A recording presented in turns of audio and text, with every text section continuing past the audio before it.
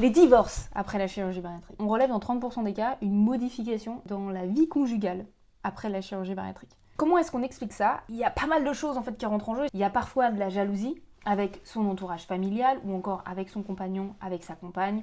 Il y a parfois une incompréhension finalement de ce qui est en train de se passer, une difficulté à comprendre ce que c'est que la chirurgie bariatrique et donc ça peut induire des conflits. On a aussi évidemment des conseils malvenus que vous connaissez très bien, face auxquels je me bats continuellement, mais malheureusement toute votre famille, tous vos amis ont des avis sur une maladie chronique qu'ils ne connaissent pas, mais bon, ma foi, ça peut créer des conflits et donc restructurer, avoir un impact sur la vie conjugale et sociale de l'individu. Et le fait d'avoir perdu du poids, ça va modifier aussi l'attitude conjugale, notamment dans la sexualité, ça modifie beaucoup de choses et parfois ça mène à des divorces. Concernant les divorces, à 4 ans après la chirurgie bariatrique, on observe 14,4% de divorces contre 8,2% chez la population générale. Effectivement, il y a plus de divorces en post-chirurgie bariatrique, mais attention, c'est pas toujours négatif.